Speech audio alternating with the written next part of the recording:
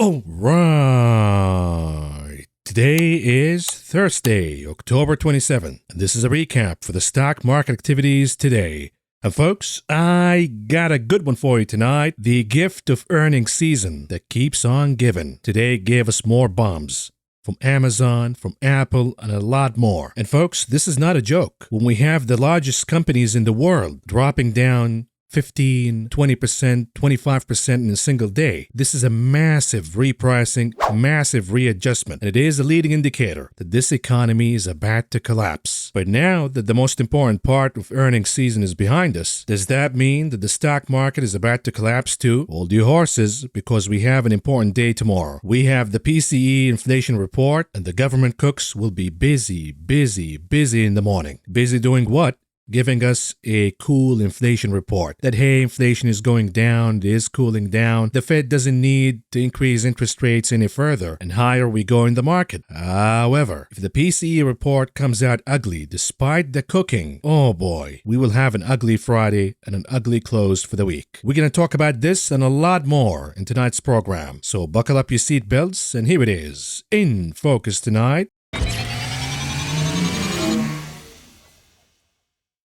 How about we start with the ECB? An important decision was taken today. And then we got the GDP. GDP's positive, baby. The recession is over, right? Not so fast. And then the earnings bombs continue. This time around, we have Amazon and Apple. But we start with the ECB. Overnight, the European Central Bank increased rates by 75 basis points, despite some forecasts saying that the ECB will follow the Bank of Canada and go with the 50 basis points instead of the 75. And maybe that is a leading indicator that the Fed will do the same, yada, yada, yada. But the ECB came out with a 75, and not only that, they stopped financing undue bank profits. They're lifting the support from European banks.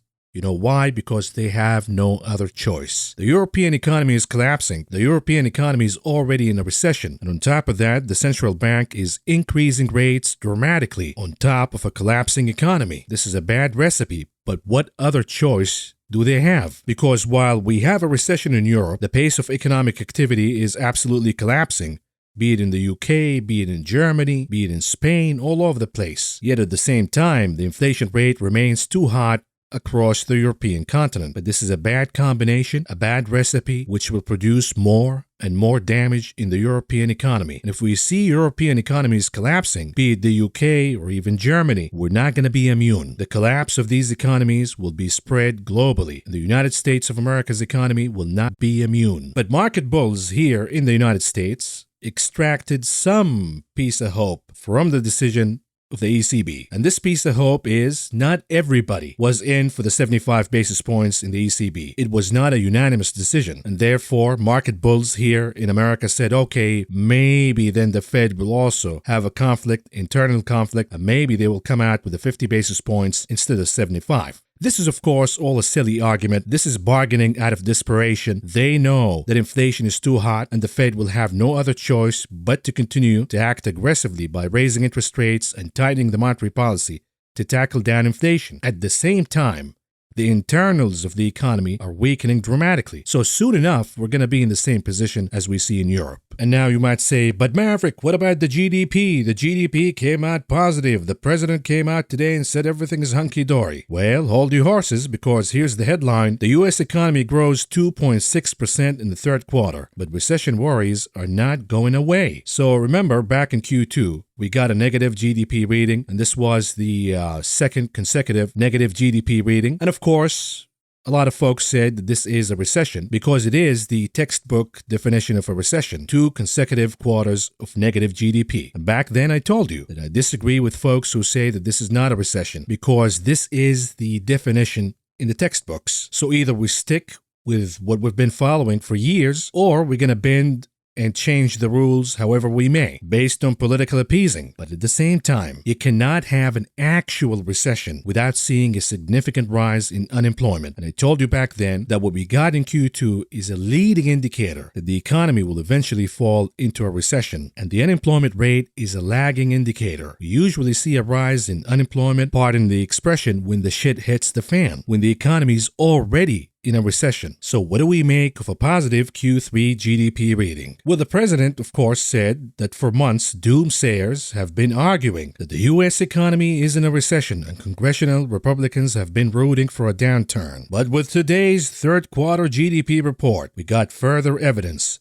that our economic recovery is continuing to power forward. So we're out of the woods, right? GDP's positive, baby. We're back to growth. Forget about the recession. Forget about the doomsayers. Forget about the perma bears. Forget about the Maverick Wall Street and his scare tactics. Well, hold your horses, because the devil is always in the details. Point number one, as Lisa Bermowitz says, consumer spending drove a bigger than expected gain in Q3 GDP. People still have money to spend, which is supporting the economy now, but working against the Fed by allowing inflation to continue rising. That's the catch. Here's the other catch. The GDP went higher based on technical factors. Remember back in Q2 when we got a negative GDP reading and folks were saying this is a recession? The administration came out and said, no. We're not in a recession. We got a negative GDP rating in Q2 because of technical factors. But now that we have technical factors pushing GDP positive in Q3, they're not talking about technical factors anymore. They're saying, oh, you doomsayers, you were wrong, and the economy is actually pretty good. You can't have it both ways, but this is the world we're living in. When we look at what contributed to the GDP rising higher, it was not private domestic investment, the most important part of GDP. That was actually down, negative in Q3. It was not really personal consumption expenditures, because that was down quarter over quarter. It wasn't really government investment. That was pretty much flat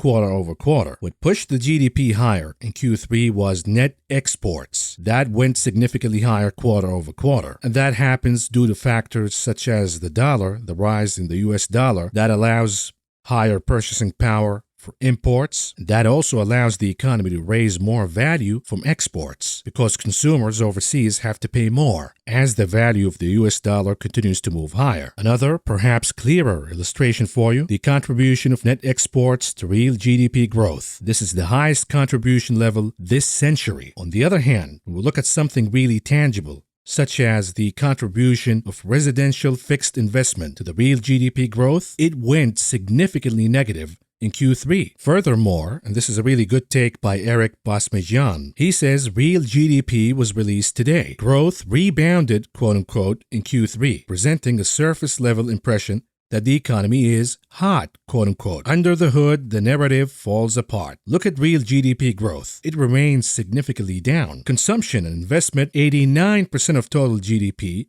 slowed sharply to a trending growth rate of just 0.5%. This means total GDP was boosted from the small, non-cyclical components of GDP, like inventory, trade, and government spending. He continues, residential investment and durable goods consumption, the most cyclical and high-powered sectors of the economy, contracted at a 3.6% annualized rate. The cyclical engine of growth has been negative for 4 consecutive quarters. In other words, when we look at the textbook definition, the economy is in a recession if you take out the technicals. But again, we're not going to play the game the other team is playing. They blame the technicals when they get a negative result to them, and then no mention to the technicals when the results are favorable to them. But the internals and the numbers don't lie.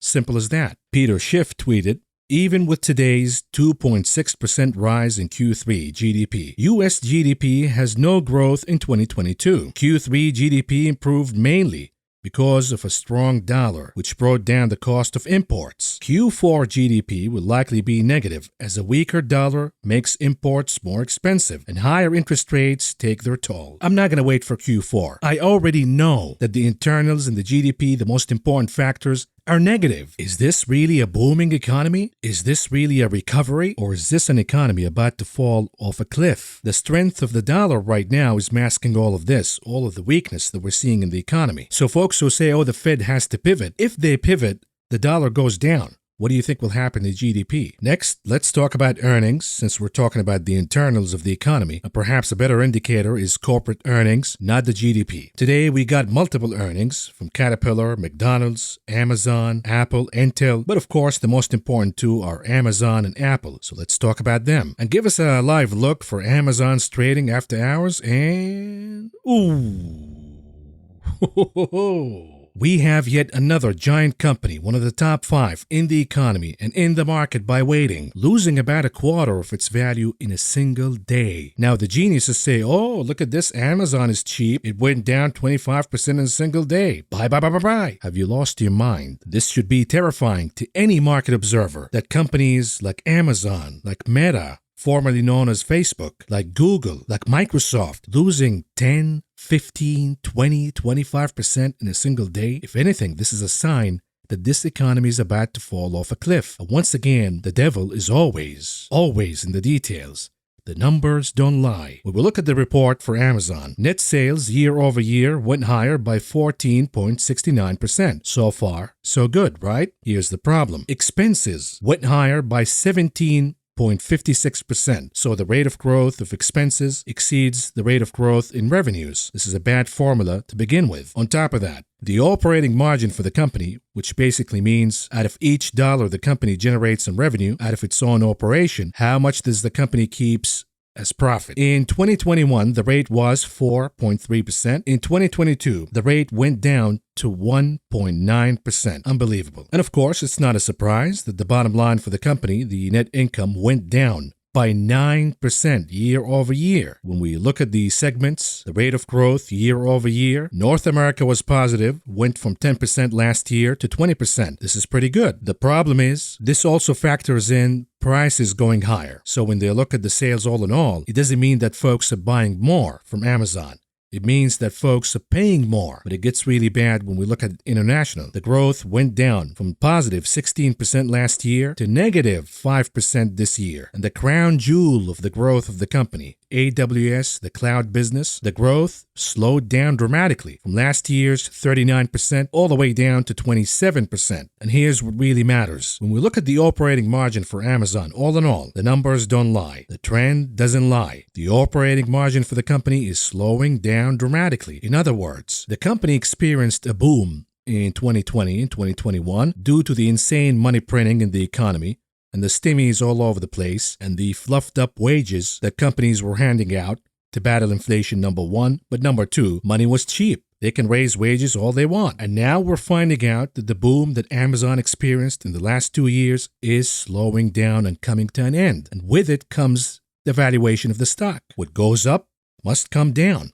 The problem is, the coming down part, that's not happening amicably. It is happening in a nosedive way. And if we look in the future, the Fed will continue to raise rates. We will see higher unemployment in the economy. The consumer spending power will weaken further. What do you think will happen to a company like Amazon? Sure, they're going to have the pricing advantage. Sure, they're going to outperform their peers when the recession happens, but the volume of sales will go down. The pricing power will go down. On top of that, their margins will continue to collapse. Why do I say that? When the economy heads into a full-blown recession, will Amazon have the choice of other companies of cutting down their expenses by laying off a lot of employees, especially those hired lately with inflated wages? The answer is it's going to be a lot difficult for Amazon versus, say, Microsoft or Meta, or any other company. Because if they lay off employees with the inflated wages, who's going to deliver the packages in the recession? They still need their employees. They still need folks working at the warehouses. In other words, the revenues will shrink down at a faster rate than their expenses going down. And therefore, the margins for the company will continue to go down and down and down. This is not a good place to be. Now, what about Apple? Now, you might have heard the propaganda in TV that Apple is doing pretty good and you got to stick with Tim Cook, right? Well, Apple is doing a lot better than other companies, especially those who were reported lately, be it Amazon, Google, Meta, Microsoft. But once again, the devil is always in the details. We'll look at the net sales for the company. Year over year, up by 8.14%. The cost of goods sales, up by 8%. So we have even growth here. But the growth in operating expenses, up by 16%. So the growth rate in expenses exceeds the growth rate in revenues. A bad recipe. And no wonder why Apple is experiencing one of the slowest growth rates in profits ever. The bottom line, the net income for the company barely grew year over year by only 0.82%. Now, when we look at the operating margins for Apple, they're doing a lot better than Amazon. They're certainly slowing down, but they're still holding the advantage. Here's the problem. When we look at the growth rate in China, year over year, 6.22%, not bad. We look at iPhone, 9.66%, Again, not bad. Services, aka the racketeering revenue, up 5% year over year. But here's the catch, folks. Here's what the analysts on TV, the propagandists, who are probably paid by Apple, by the way, did not tell you. We cannot do a quarter-over-quarter growth comparison in iPhone because the seasonality. But the seasonality factors a lot less when it comes to the services revenue, aka the racketeering revenue. This is the iMob Apple saying to everybody, every app out there, if you're going to make a penny from any iPhone user, we get 30%. It's a theft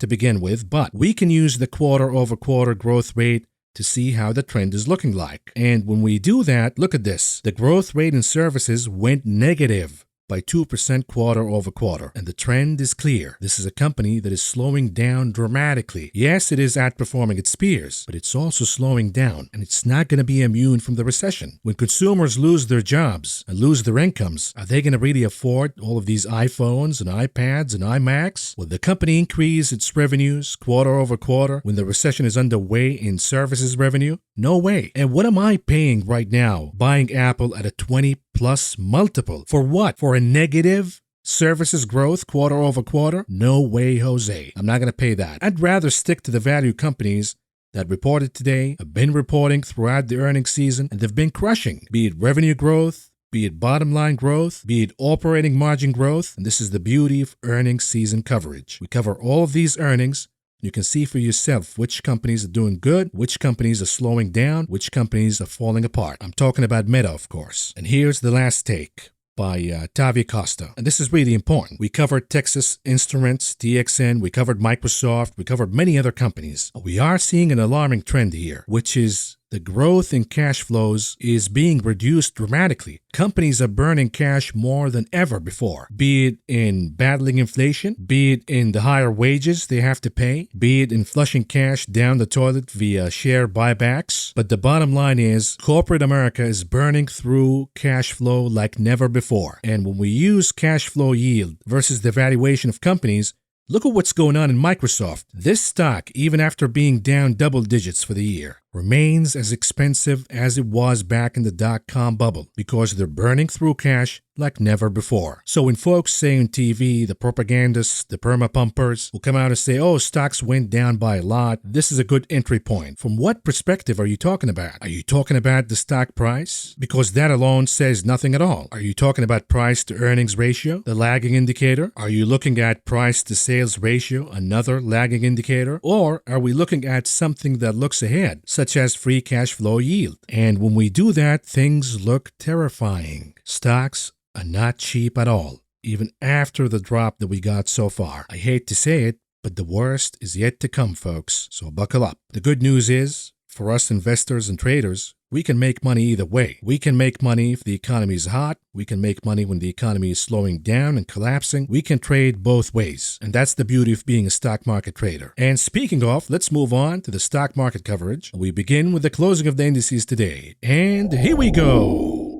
Today, we have evident divergences because the Dow Industrial Average was positive by 194.17 points, or a gain of 0.61%. On the other hand, the Nasdaq was down big by 178.32 points, or a decline of 1.63%. The S&P 500 down by 23.30 points, or a decline of 0.61%. Why are we seeing the contrast here in performances? Here it is. When we look at the sector's performance, at number 1, capturing the gold medal, utilities. At number 2, for the silver, energy. Number 3, for the bronze, industrials. All the value segments of the market are leading the rally today. No wonder why the Dow, the value pockets, outperformed. On the other hand, the laggards of the day, led by communication services and technology. Once again, no wonder why the Nasdaq underperformed today. When we look at the advance to decline ratios, NYSE 56% advancing versus 42% declining. The Nasdaq 44% advancing versus 54% declining. When we look at commodities, the dollar was up.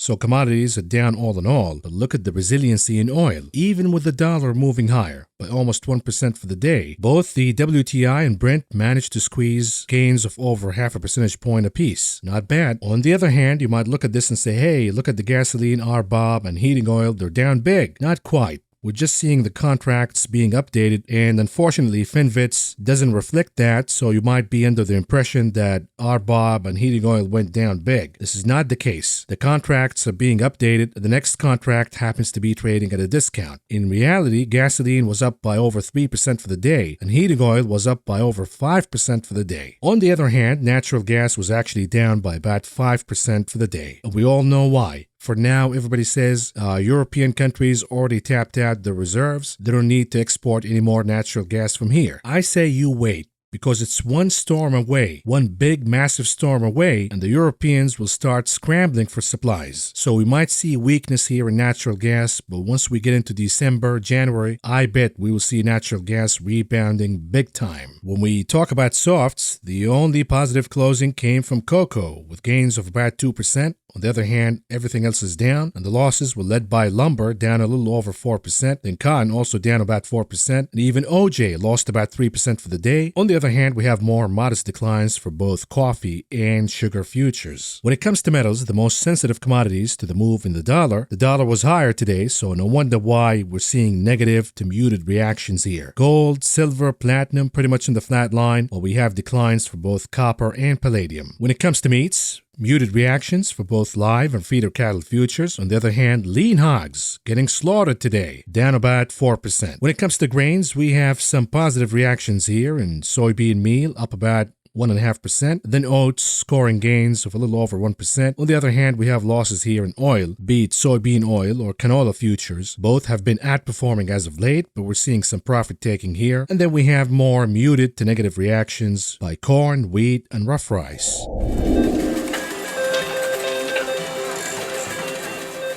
Moving on to the options market, the big casino, what's going on here? Coming up number 1, the hottest table by far, Meta. The name lost almost a quarter its value in a single day. And today we got about 3 million contracts traded for the name. About 53% of those were puts, betting for more declines to come for Meta. And at number 2, Apple, with around 2 million contracts traded today. About 64% of those were puts. At number 3, Tesla, with around 1.8 million contracts traded today. About 55% of those were calls. Perhaps a relief that now Elon Musk already got Twitter. Maybe he doesn't need to dump more shares out of Tesla. We'll see. But for now, let's move on to the unusual activities that took place in the options market today. And we begin with the TLT. Somebody's betting that the rebound in the TLT will continue, and the drop in yields will also continue as a result of that. But they're being a little conservative here, which is smart, of course. So they're using a call spread here. They bought the 103 calls, and they sold the 117 calls, all for the expiration date of January 20th, 2023, with expectations that the TLT could move higher and gain more than 6% by then, but not more than 20%. They paid about $2.40 a piece to buy the 103 calls, and they received in credit about 40 cents a piece from selling the 117 calls. All in all, the entry cost is reduced to $2 even, and this brings the total spent on this trade to $5 million. And then we have the ticker DKNG DraftKings. Now we have an important proposition here in California. I'm not sure if it is Proposition 26 or 27.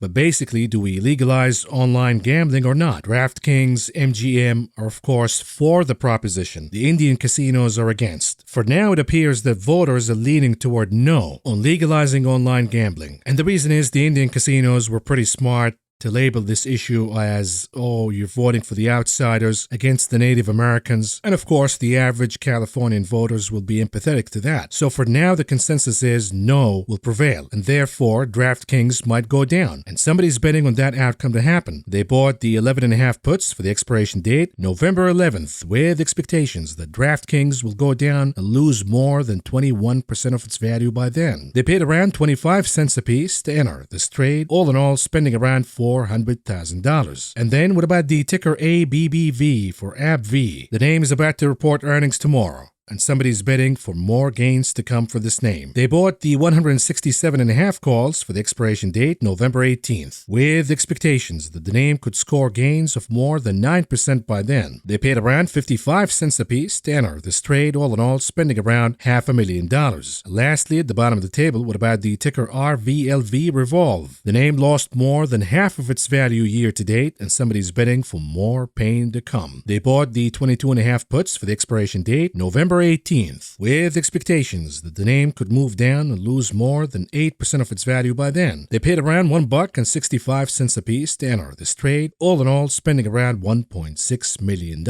On to the heat map analysis. What's going on here? We can see clearly the tale of two cities. The big cap names in the red, big time, be it Apple, be it Microsoft, be it Amazon, and of course Meta. Yet we have outperformers across the board. We have some names, specifically value names, that reported positive earnings, be it McDonald's, be it Honeywell, be it Caterpillar. Even Boeing managed to rebound today. Of course, energy producers were also in the green. Some of the consumer defensive names, such as Kraft Heinz, which also reported earnings. The name is outperforming today. And then we have the mystery of NVIDIA. Why is NVIDIA up while the rest of chips are down? The rest of tech is down. The answer to this mystery goes, Meta's woes are NVIDIA's gains. Because as Mark Zucchini continues to spend like a madman in the pursuit of his fantasy called the metaverse, well, who cares if the metaverse is a bomb? They have to buy a lot of chips from NVIDIA to power the metaverse. Isn't this good for NVIDIA? I say it's a cute theory. It might gain some momentum in the days to come, but NVIDIA has many more problems that could overcast and overshadow whatever gains they get from the metaverse. And speaking of metaverse and the lunacy of Mark Zucchini, the earnings call yesterday was a disaster. The man simply doesn't care. He says, yes, we're losing billions, but I'm okay with that. It doesn't matter. It's an investment. It's going to pay down the road. In other words, Zucchini is raising the middle finger to Wall Street. All the analysts, all the experts, all the folks who say, stop it, you're going to destroy the company. He says it doesn't matter. Yes, we're losing money now. Yes, we're going to lose more money next year, but all of this doesn't matter. Folks said that Facebook will amount to nothing. Folks said before that social media is just a fad, and now social media is a way of life, and so will the metaverse. There are major differences between social media and the metaverse. The metaverse is a lunacy. It's a glorified video game, and that's it. Even Snap CEO Ivan Spiegel says, the last thing I want to do when I get home from work during a long day is live inside of a computer. The boss of Xbox says that the current metaverse is a poorly built video game. It is not how I want to spend my time. And of course, when we have companies, egotistic maniacs leading these companies such as Zucchini, ignoring their investors and their consumers, in the case of Google, their creators, this could lead to their downfall. No company is immune from disruption, regardless of the size. And perhaps Zucchini needs to read the book How the Mighty Fall. Once it gets to your head that every idea that comes out of you will amount to something and everybody else is stupid and you don't need to listen to the critics, and you know everything, you got the God complex, this is how the mighty fall. See, I just summarized the book for you so you don't have to buy it. You're welcome. I saved you some money. And the Big Short Cassandra says, Zuck is an FLK ACD guy. So am I. I think he made it abundantly clear when he said FLK ACD guy. But anyhow, he adds, I get it. But I know what I am. My obsessive interests in life, dog species, building guitars, building computers, always pained me because I recognize their uselessness. If you don't know, it doesn't pain you, but pains others. And so it is. And I say, look, I also happen to be, or used to be at least, a dorky, introverted guy. And I have my own weird obsessions that I think they're really important. But other folks disagree and think I'm a lunatic. But I'm not using these interests and hobbies to create ideas and pour $50 billion out of corporate cash into these ideas to make them reality. I'm not so into myself to think that whatever I like, everybody else will. Think about it this way. You go to a date with a girl and you start talking about your obsessions and hobbies, and you're really excited, and she starts rolling her eyes or pretend that she's interested. That's the moment when you know things are not going pretty good. And then when she says, oh, you're adorable, that's warning sign number one. When she describes you as adorable, you're done. You're toast. And then the confirmation comes when the evening is about to wrap up and you say, hey, when am I going to see you again? And she says, oh, the next 2 weeks I'm going to be really busy. That's the moment when the narrator says, it was at this moment that he knew. He And if you happen to be a smart guy, you'll catch up that she's not interested and you'll move on. Not Mark Zucchini, though. Zucchini will continue to call obsessively. He's gonna stalk her and send flowers and letters. And when she finally blows up and says, dude, I'm not interested. I don't find you attractive. I'm interested in another guy. Zucchini will start choking her. And the same goes with the metaverse. Dude, you're not our type. You think the metaverse is the shit. We disagree. Move on. But no, Mark says, no. I'm gonna shove it down your throat and you're gonna love it. I just have to do some improvements here. Make better graphics, add legs, And then you folks gonna love the metaverse. The problem is, the rest of us disagree. We're not interested, Mark. Move on. And then we have this story from PayPal. Remember PayPal said, oh, the error that we're going to fine people $2,500 for misinformation? That was just a mistake. We didn't mean that. Well, now they're quietly reinstating the policy. Folks, this is the big tech tyranny. They're colluding with whoever runs the country right now. And some of you knew who exactly running the country right now. And if you disagree, if you expose their agenda, they accuse you of misinformation, they ban, they gag you, they cut you sources of income, and now they're going to fine you $2,500 for each violation. And I say to PayPal, who the do you think you are to take our constitutional rights away? I think it is a patriotic duty to short PayPal. I hope the company crash all the way down to zero and declare bankruptcy. And speaking of PayPal, the original mafia led by Reverend Elon Musk, now he got Twitter. It's a done deal. It's over. He overpaid. He knows it. He overpaid by about $25 billion. The dumbest deal in history, but he's going to make up for it by using Twitter as a podium for his scams. And his biggest one is Dogecoin. Doge went higher by 40%. I guess more mom and pops are eager to hold the massive bag because that's what's going to happen. I remember my poor teenager nephew who bought Doge on the night that Reverend Elon went on SNL, and that was the top right there and then. The guy's down, 90% from the top? But now he thinks, oh, it's an averaging down opportunity. Okay, to each his own. You gotta learn the hard way, just like I did. But just to show you how out of touch the Musk family is, you see, Elon is firing a lot of employees, and there is fear in Twitter, and there is a backlash. Hey, dude, you're cutting us off. How are we going to put food on the table and feed our families without a job? And now it's not easy as it used to be a few months ago to find another job. And these employees published a letter criticizing Elon Musk and outlining their fears and concerns. And in response, the original Mrs. Musk called the letter a very bad idea. She tweeted this: so that open letter from Twitter employees to their new boss was a terrible, horrible, no good, very bad idea. And of course, after she received backlash, she took the tweet down. And I say, hey, nitwit, some of us rely on our jobs to feed our families. Not all of us can afford to marry a billionaire, get divorced,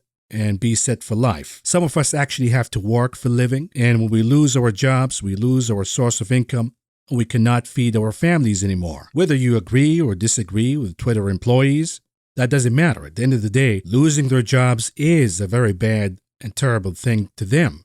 But the good news is the SEC is now waking up from the coma, momentarily of course, and they're tag teaming with the DOJ, the Department of Justice, in a probe against Tesla's autopilot functionality. And of course, in response, the stock went higher. Let's see how long will that last. And lastly, we have news from Airbus, and Airbus is now giving almost all of its employees, including the senior managers, a $1,500 cash bonus to deal with the rising cost of inflation. And in response, Boeing gave its employees $5 coupons to the company's cafeteria. Anyhow, let's move on to the heat map for the ETFs. What's going on here? All in all, negative to muted. Even the commodities ETFs, be it the XLE, OIH, underperformed today, but the theme was clear. Value outperformed growth, even though value was flattish, but flattish was good today. Now, yields went down, so the XLU managed to outperform, along with real estate, the IYR, not by a lot though, and then the XHB home builders also outperformed. When it comes to internationals, the Chinese equities are down again, and I warned you, they're going to go down more. So when you buy these dips, get in and out quickly. Always be closing.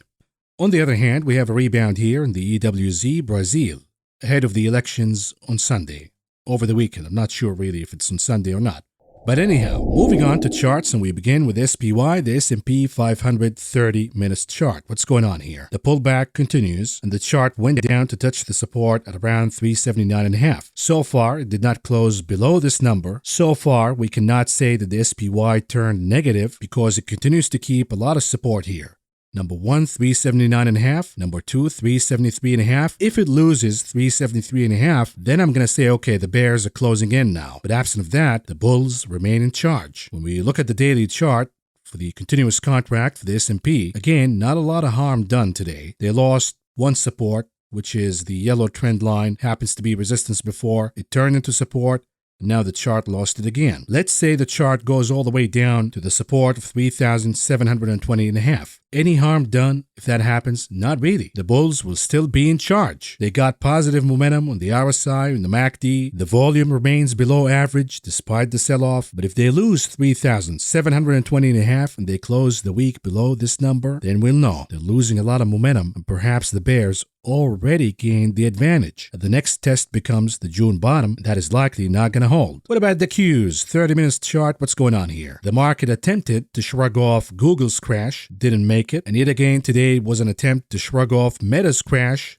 It didn't happen. The chart closed at the lows of the day. What does that say? The pressure is mounting and the chart is beginning to crack under this pressure. Now we have Amazon crash. And by the way, even Apple might turn negative by the open tomorrow. But again, we're not going to become bearish. We're not going to say the bears are gaining the advantage until we see the June bottom at 269.29 gone as support. Then we'll know that the bulls succumbed to the pressure and the bears are now in charge. When we dig deeper and zoom in, you can see the weakness here. The chart gapped down yesterday. It attempted to close the gap, but it reversed upon closing the gap and it closed at the lows of the day. And again, today we got a gap down. The chart went all the way to close the gap, but it did close the day below the gap at the lows of the day. This is bearish behavior, not bullish one, but it is a beginning, a hint, a leading indicator for the upcoming bearish momentum. And the reason why I say that, look at the daily chart for the continuous contract for the Qs. For now, the bulls have the last hope, which is the reverse head and shoulder pattern. However, if the bulls lose the June bottom for the week and they close below 11,058.5, any hopes for a reverse head and shoulder formation will be gone. And this will unleash a massive flush down, which of course, it's going to be a no-brainer for the bears to double down. But until that happens, it is too risky. What if PCE core inflation rescues the bulls tomorrow? We see the reverse head and shoulder playing out. That is still possible. Until that possibility is gone, you should not go all in shorting the market right now. But we can see the weakness building on. We can see the RSI. We can see the MACD indicator all starting to move down. We can see the volume moving a little higher. Still below average, but it is moving higher.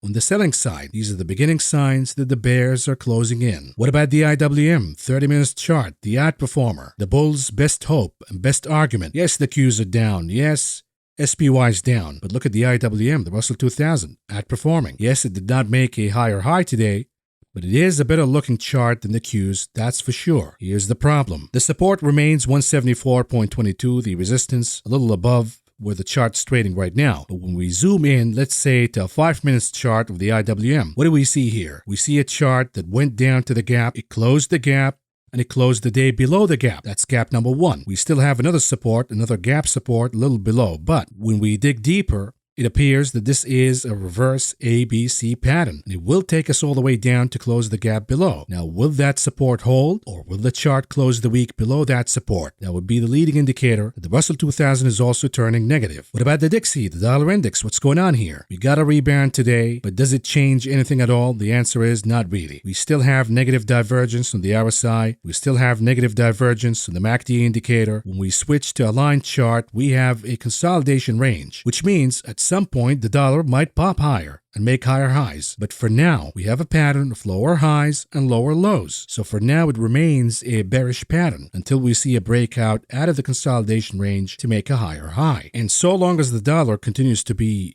in bearish momentum and continues to cool down, this could embolden equities traders to continue to bet on the upside. When we look at the weekly chart for the dollar, it supports the bulls once again. The MACD indicator is about to turn negative. We don't have the confirmation yet because we don't have a close for the week yet. We've been fooled before. You can see the negative impression before that fooled everybody, and then the dollar continued to move higher. However, if the dollar loses the next Fibonacci support, it will melt down all the way from this point on by about 5% to the next Fibonacci support at around 105. And this should be good for equities. But here's the problem, folks. I told you before the week even began, if you're going to play a rally because the dollar is going down, stick to what's been working, at least to me, energy. What's been working. If the dollar goes down, all what it does is removing a headwind that is standing against energy to move higher. We see the tailwinds playing out. The problem with playing the dollar's pullback by buying tech or chips or cyclicals, the problem with that is these sectors have other massive headwinds, so even if you get the dollar out of the way, other headwinds are still mounting. And by the way, we don't have a confirmation from gold yet that the dollar indeed will go down. We'll look at the daily chart for gold.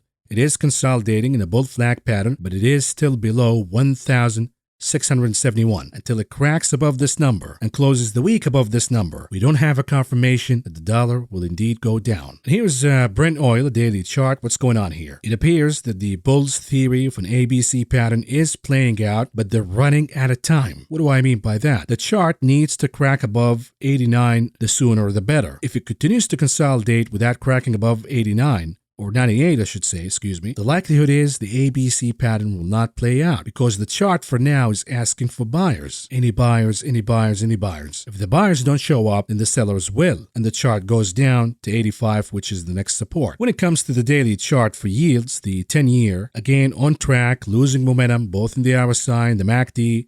It is back in the consolidation range again. However, what if the PCE inflation report comes out hot tomorrow? We see yields rebounding again. Therefore, I say you cannot have the false sense of security that yields have topped for now. We need to see the chart cracking below the consolidation range. We need to see the chart going all the way back to 3.5 and perhaps closing below 3.5. And then we know that we're out of the woods for good. The problem is, are we going to be out of the woods for the good reason or the bad reasons? The bad reasons would be yields going down because the recession risk is intensifying, not because the Fed is pivoting. It could be because the Fed is pivoting, but again, is the Fed pivoting for the good reason that inflation is moving down and cooling off, or is the Fed pivoting because we have systemic risk in the financial system, or is it because we're seeing a massive recession in the economy and a lot of job losses? The contexts matter. Here is the TLT, a daily chart. What's going on here? It continues to blast higher, but it is about to enter a massive resistance zone with the most important number being 100.28.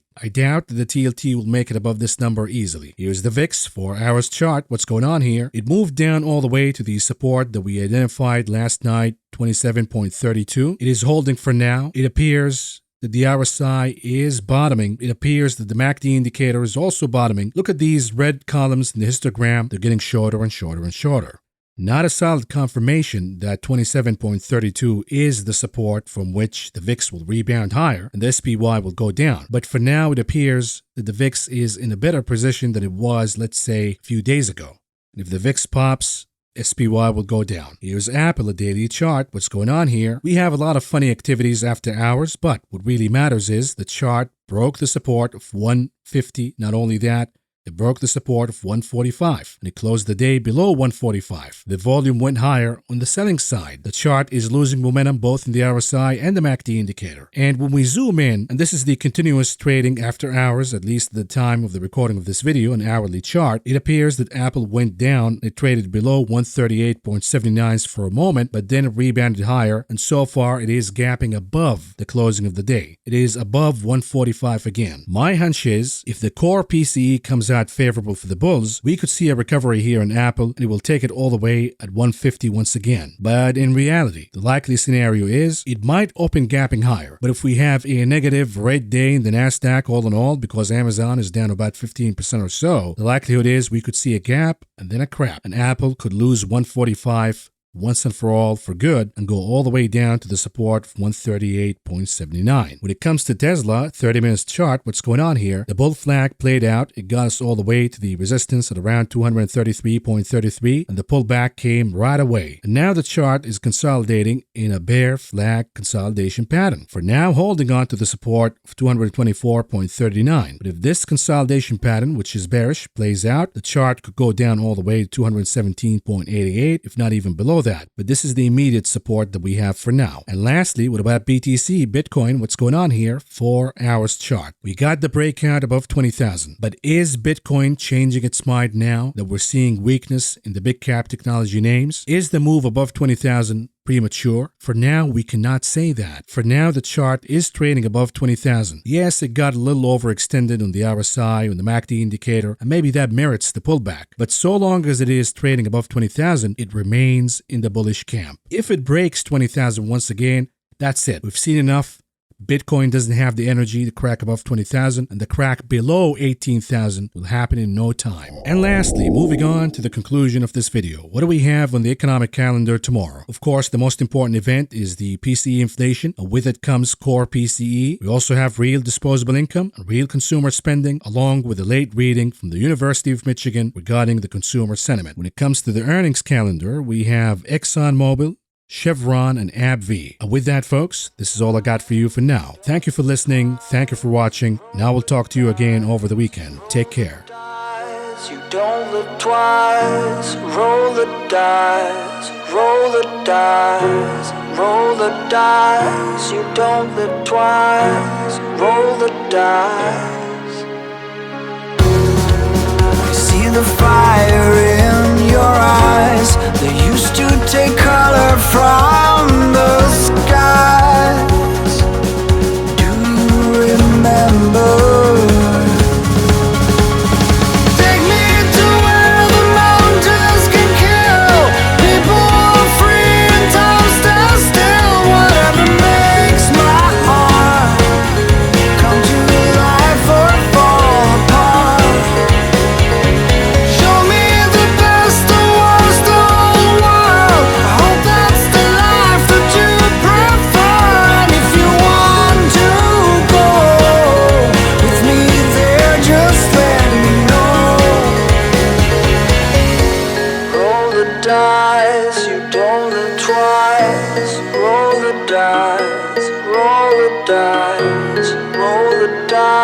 You don't live twice, roll the dice.